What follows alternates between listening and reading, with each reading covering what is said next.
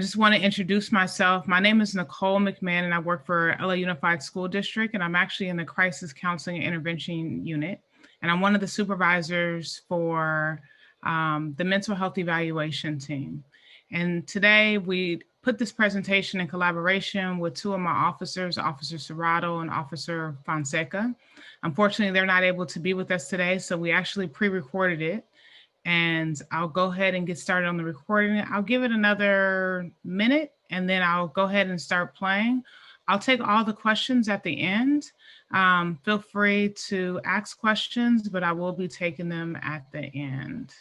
Good morning and welcome to the Los Angeles Unified School District Mental Health Evaluation Team training here at the NAMI conference in 2020. My name is Nicole McMahon, and I'm the specialist with the Mental Health Evaluation Team. And today I'm joined by my partner, Officer Serrato. And we wanted to give you a little glimpse into what LA Unified School District is doing to support student safety and to address mental health concerns with our students. So our objectives for today is to enhance your knowledge about the Welfare and Institutions Code 5585 and consumer rights, to inform you about how LAUSD uses collaboration to support students experiencing a mental health crisis, and to discuss continuity of care for students in the aftermath of a MHET evaluation. So our mission statement as MHET is to provide compassionate field intervention, triage, and appropriate linkages and services in situations involving students and staff dealing with or suffering from a mental health crisis. What does the response look like? The response is a collaboration between a school police officer, LA school police officer, in collaboration with the mental health practitioners. All our mental health practitioners are MSWs, and the majority, 90% of them, carry an LSCSW, a licensed clinical social work credential. The teams are deployed in rotating deployment, which means that if the last team, if we have a team that went out yesterday, or came home yesterday, they'll be the first team to go out the next day. On most of the days, we have at least 6 mental health evaluation team MET units in the field handling all areas. So we don't separate them by areas. They're district-wide and they support all the students and staff throughout the district. Another component is our officers ride in, this is pretty much a car similar to what they ride in an unmarked car. And the officers are dressed in a black polo shirt with a khaki bottoms, in which it allows them to have a bit of a softer uniform than traditional police uniform. MET is also considered co-responders. And what that means is we actually respond after the situation has been stabilized. So if there's a safety concern, of course, the safety concern is addressed by the uniformed personnel first, uniformed officers first, and then we come in as a tandem co-responders to support the mental health needs. There are a lot of occasions where we may be the first responder in the sense that the student is calm, student is in the office and things are stabilized, then we don't have a problem being the first responder to the scene. So how did MET kind of come to an existence? In March 2018, after the tragic shooting down in Florida, the Parkland shooting, the board came together and they asked for a board resolution. And the board resolution was safeguarding our schools, demanding common 6 gun laws, and best practices to protect our students and staff. So shortly after that, it was a discussion about how can we collaborate together, mental health, along with law enforcement, to make sure that we are safeguarding and protecting our schools. Thus came the Mental Health Evaluation Team, and we launched in August of 2018 at the beginning of the school year. We started hiring throughout that summer, but we actually officially started working and responding to calls in August 2018. So why MET? As we look at the numbers and we look at the calls for service from school police, and that's the number of calls that school police gets in response to support needed, what we find are a few things. We find that over the years, our first year, we had 922 calls for service for a combination 5585. And for those who don't know, a 5585 is a minor, someone under the age of 18 who's experiencing a mental health crisis. And then we have 5150 are adults who are experiencing a mental health crisis. So a combination of those, 2017, 2018 were 922. In 2018, 2019, there were 1,882. And then 2019, 2020 school year, there were 1,371. And it's important to recognize that that number was up until March 13th, when our school district, due to COVID-19, no longer, our students were no longer in school. So our numbers dropped significantly.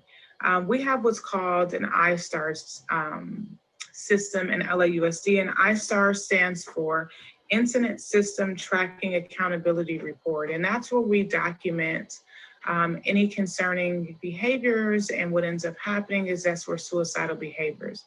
What we found is that last school year, there was a change in it dropped about 3,000 in the I-STAR reporting numbers. As a result, really, we believe that as a result of the school year kind of being abruptly put into a halt. But based on the numbers, you can see that we were 500 calls away from matching that of the year before. So that's something that we know that the numbers are increasing. Right now, it's difficult to count, simply in the sense that with students not being in, we're not responding to as many calls, but we're still going out to homes as needed, as recognized by parents and teachers through the virtual world. And the average in 2017, 2018 is about an average of 8 calls per day. As I mentioned before, those numbers have dropped simply because the students aren't actually in school. So it's less opportunities for school staff to recognize the student in distress. Part of what we do as M.Ed is really we follow up and we provide an opportunity to have continuity of care in the aftermath of a 72-hour hold, as well as to assist with the reentry when students are transported and taken on a 72-hour hold. What does that reentry plan look like? What does safety plan look like? And then if their student happens to be homicidal or a danger to others, what does the threat assessment management meetings look like afterwards? How do we make sure that we secure not only that student's safety, but the safety of others as well? Hi, good everyone. My name is Antonio Serrato. I've been a part of M.HET for the last 2 years.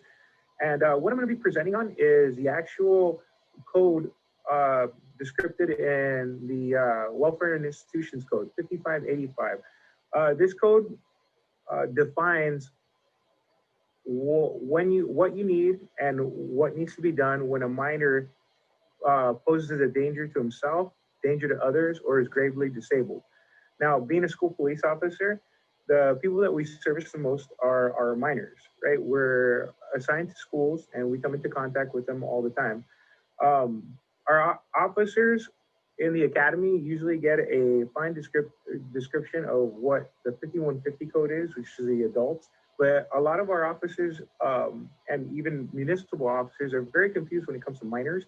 So being part of M.HET for the past 2 years, I was privileged to go a lot more information about dealing with the mentally ill, especially minors. And as a good officer, what we did was we created a presentation to better inform our officers out in the field when responding to these calls. So the next few slides are the actual presentation that we present to our officers at school police. First slide is the definition of 5585, which is when a minor poses a danger to himself, to others, or is gravely disabled, and the authorization for voluntary treatment is not available. A peace officer or member of the attending staff as defined by regulation of an evaluation facility designated by the county or other professional person designated by the county may, upon probable cause, take or cause to be taken the minor into custody and place him or her in a facility designated by the county and approved by the State Department of Health Care Services as a facility for 72-hour treatment and evaluation of minors. The facility shall make every effort to notify the minor's parent or legal guardian as soon as possible as the minor is detained. So what we mean by that is if we're interviewing a minor and we discover that he or she poses a danger to himself, what I mean by that is they describe to us an incident where they're going to harm themselves or they're going to harm somebody else, right? They qualify for this particular 72-hour hold as long as there's no voluntary treatment available. What I mean by that, the voluntary treatment is on certain occasions, right? I've interviewed children. They do, in my mind, meet all the criteria for a 72-hour hold.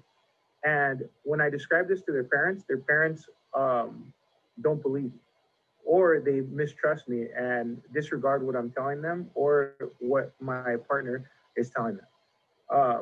A voluntary treatment is not an option. The parents are not going to be taking them to a facility because they just are dismissive of anything we're saying. In this particular case, they do meet the criteria for 72-hour hold because they've already described their plan, intent, and means to harm themselves, and a voluntary option doesn't exist, right? So I'm going to touch a little bit more on gravely disabled. Gravely disabled is something that confuses a lot of people just because they don't understand it, especially when it comes to minors. We had a situation a couple years ago where we went ahead and transported somebody for gravely disabled. It was a minor. We went to do a home visit. The child was sleeping in his bed and had not gotten out of bed for several days. He hadn't eaten, and nor had he had showered. Now, this is regardless of being provided with these facilities. He had access to a shower, he had access to food, but just did not want to do it. He just didn't want to take a shower. He didn't want to eat. He just wanted to lie there. In this particular case, we went ahead and transported him for gravely disabled because if he continued with that behavior, he would have severely harmed himself. Next slide, please. So this B code, the 5585.5 parentheses B, talks about third-party info. The highlighted portion on the bottom, if the probable cause is based on statement of a person other than the officer, member of the attending staff, or professional person, the person shall be liable in a civil action for intentionally giving a statement which he or she knows to be false. So we've had particular incidences where we go out and we try and talk to a child, but they're just non-responsive. What I mean by that is they don't want to talk to me. They don't want to talk to my civilian partner, right? Either because they fear any action that's going to be taken after that, or they just don't like the police, or they don't like social workers. But so if they had made contact with somebody prior to us arriving, such as a principal, such as a social worker there on campus, the school psychologist, we can transport this minor on third-party info. So the hold gives us that option, but we have to get the statements from that principal or from that social worker to add on to our hold. And anything that they tell us must be true, right? They can't try and fluff the situation with added info. It all needs to be accurate. It all needs to coincide with what the minor told them, and they need to relay that over to us. So that way we can relay it over to the doctor. So that's very important because they can be civilly liable if they lie to us. Next slide, please. All right, so our initial response when going out to these calls is first we gather background information. When we do get a call to go out to a school or to a home, what I do on my end is I go ahead and call the responding officers. So We are co-responders, so a uniformed officer is usually the first one to get to the scene. I will make contact with them and say, okay, can you tell me a little bit about what you have? What's the history? What's the child saying? What's the social worker on scene saying? How do you guys feel about this? Do I need a translator? Something like that. And also, we have additional services for our officers out in the field just in case they don't need MET. Our officers are well informed, right? But sometimes they need to bounce some questions off of us. Hey, this is going on with the child, but I'm not sure if you guys need to come, right? We'll welcome those types of questions. Why? Because it makes everybody more comfortable with the decision that they're making out in the field. If they do need translation services, we are able to provide them with the LAUSD number to get those translation services, and also the determination to cuff. What's great about our particular department right now is our concerned response is making us more comfortable with not cuffing these individuals out in the field, right? We want to let them know, yes, these people are in your custody, but they're not criminals. They're people in crisis. And that's the way we want our officers to go out and come into contact with them, with a concerned response of caring about their welfare. Next slide, please. Okay, so rapport building. This is more of like we like to see our officers go out and the language they use with the people they come into contact with. We give a particular set of ways of how to build rapport and how to build rapport quickly. One is asking, how are you doing today, right? Did you eat today? Did anything happen today that is different from any other day, right? We ask them to have a calm demeanor, right? And also to mirror their images, which we'll talk about in a bit. We provide reassurances, telling them that, look, you're not in trouble. Nothing you tell me is going to get you in trouble. I'm here because I care, and I want to make sure that you go home safely tonight. We ask that our officers be honest. Never lie to the people that you come into contact with out in the field. Why? Because they can see that. They can see that you generally don't care, right? So we ask, look, be honest with them, be non-judgmental, and don't make any promises, right? Just let them know you're there to help.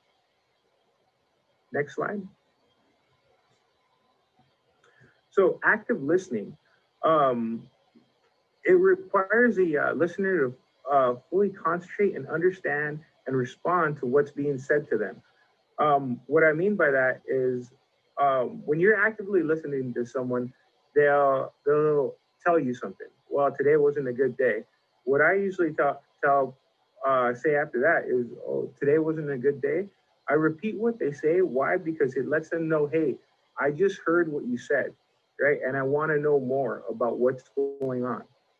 Some of the keys to active listening is demonstrate concern by paying attention, paraphrase to show understanding, use nonverbal cues such as nodding, eye contact, and leaning forward, provide brief verbal affirmations such as I see, it sounds like, and thank you for sharing that.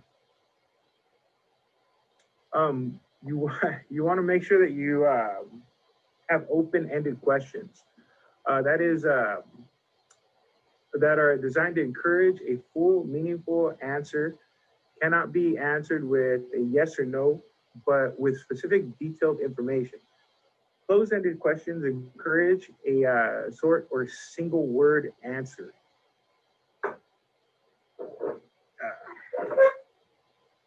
Next slide, please.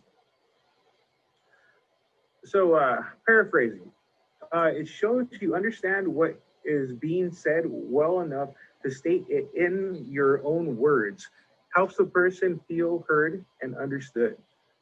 I'm listening. I care about what you're saying. I'm doing my best to understand what you are going through, right? It lets them know that, hey, you are listening and you do care. It's just further understanding the verbiage that you're using that gets someone to understand you. Next slide. Okay, so this is something that I use all the time. And when I heard about it, I understood it more when I used it out in the field, right? It's mirroring and reflecting. So in front of you, you see my sergeant off to the right, and he's sitting next to an adult female that he came into contact with out in the field. It's mirror imaging, right? She's sitting in a particular way. He sat next to her in the same way. Why? Because we find that when you do this, someone is more likely to feel comfortable with you and more likely to open up and give you the answers that you need to these particular questions that you're asking. So if a child is sitting across from you, right, you sit across from them and mirror their images. If they have their hands placed on their knees, you put your hands placed on your knees. If they're crossing their legs, you cross your legs in the same particular way that they have their legs crossed. So plan, intent, and means, right? This is something great that we began using and began using it as a definition for officers to make a determination on whether they need to take someone on a 5585 hold. So intent, right? Does the child intend to harm someone or to harm themselves, right? How do we find this out? Well, ask, right? What are you gonna do today? I'm gonna go home and I'm gonna hurt myself. Well, how do you mean hurt yourself, right? Go through the plan with them. Well, how do you mean hurt yourself? Well, I plan on committing suicide today, right? Okay, how are you gonna do that? Then start talking about the means. How are you going to commit suicide today? Well, I'm going to go home and I'm going to ... right? It's important to have a understanding of their intent of what they want to do, when they want to do it, and how are they going to get it done. Sometimes the means that they express is going to be non-obtainable, right? If they said that they want to gain a certain item and then commit an act of suicide, if they have no access to that particular item, it lessens somewhat of the threat that they're making. Next slide, please. So Nicole is going to talk about what happens after a MET response.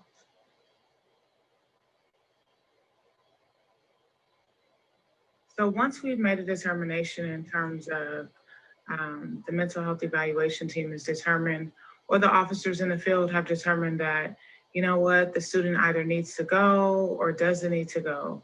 What ends up happening is if a student is transported, then what we do is we primarily focus on the reentry meeting. And what we do with that is we support the school site in determining what is needed to support student when they come back to school, in addition to support the family and student into being able to identify those things.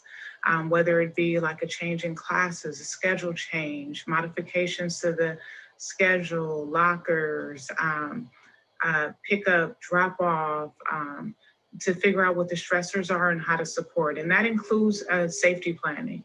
In the moment that someone is actively suicidal and thinking of suicide or has made an attempt, safety planning kind of goes on the back burner at that point. But if we do not transport, we for sure make sure that we safety plan and support with linking that student to services, in addition to safety planning both at home and school. And to do this, we work in collaboration with various other departments in the district. It may be special education. It may be the agencies that are working at the school. So if we have a school that has a contracted agency at the school site, it may be a referral to that agency, because maybe the student wouldn't be able to access mental health services if they weren't there on campus. And that's a part of that collaboration that takes place in the response to an aftermath of a MET response. And then most importantly, where do we go from here? One thing that's important is we want to continue training for the mental health evaluation team members, in addition to those who are not members. We want to make sure that the LA School Police Department is still being supported. We also want to make sure that as MET, we're staying up to date on any resources in the community that can help support.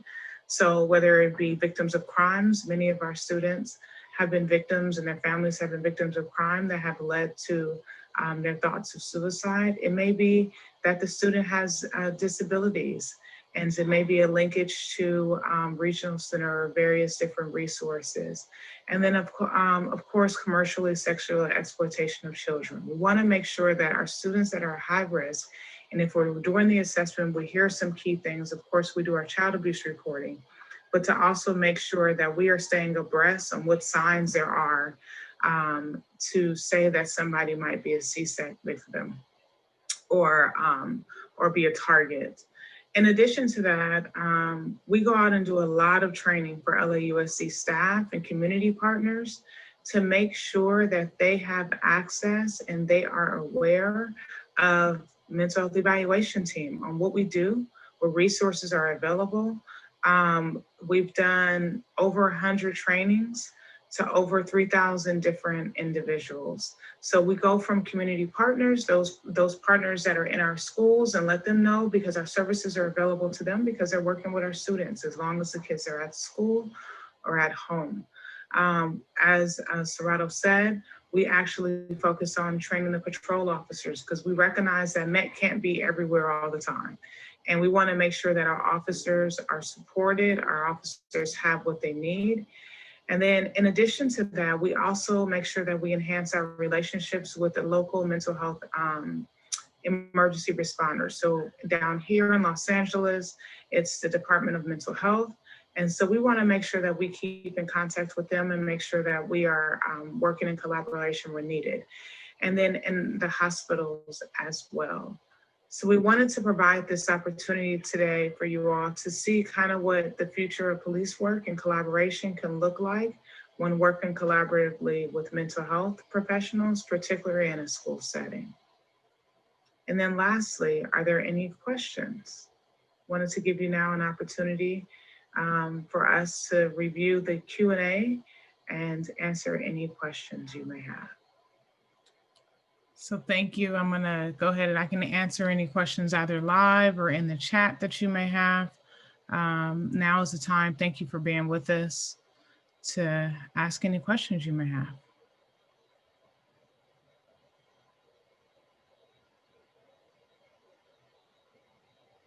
Eugenia, are there any questions in the Wovel, in the app?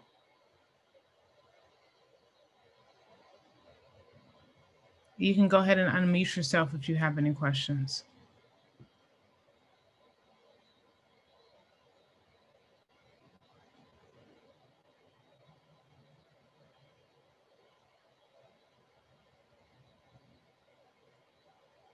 We'll leave it open for a little bit.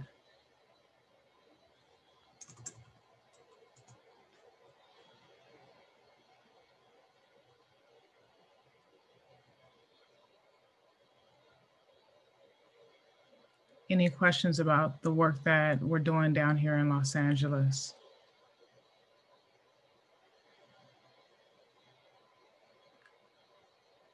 Any questions about the model?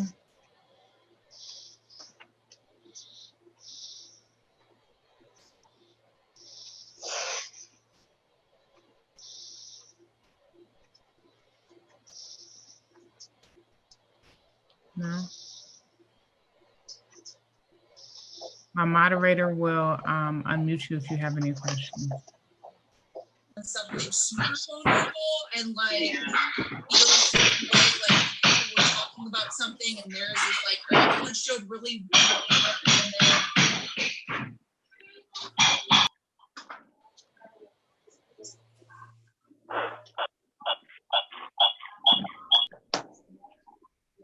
Any questions?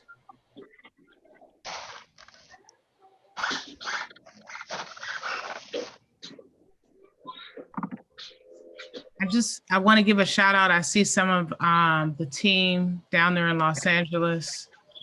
Some of the officers who joined us today to say hello. I don't know if you all, I don't know. I just wanted to give a shout out to the team MET officers. I see a few of you on here today. I don't know if you want to.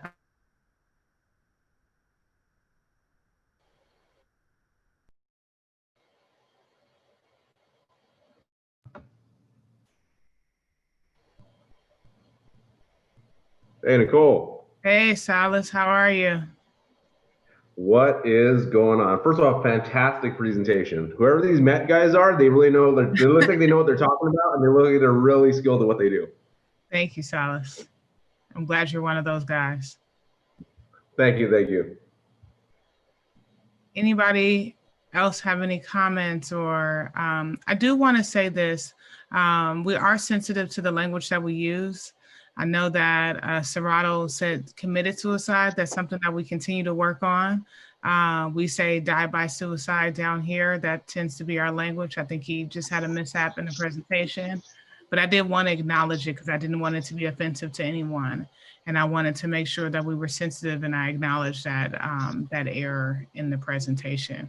We were strapped on time and didn't want to continue to reschedule our time that we had at the same time.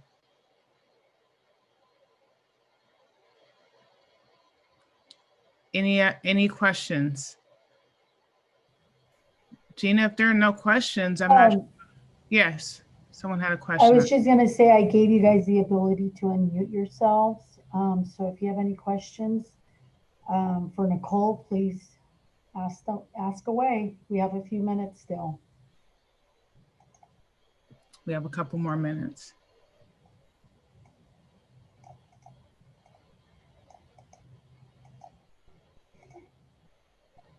So with no questions arising, I just want to make sure I say thank you for being on here. The slides will be available.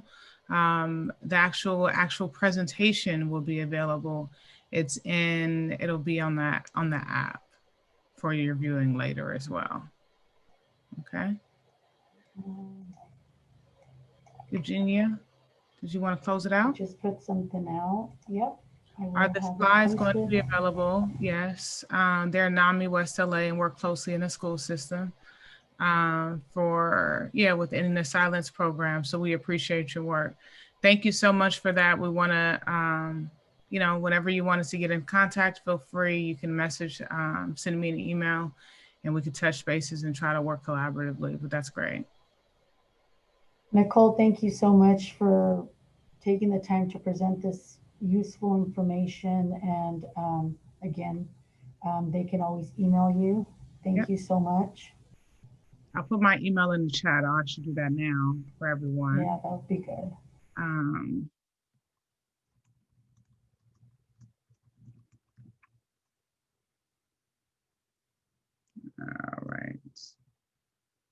All right. I put my email in the chat. Thank you so much. Go ahead and end it there, Eugenia. Sounds good. Thank you everyone for attending. Thank you, Nicole.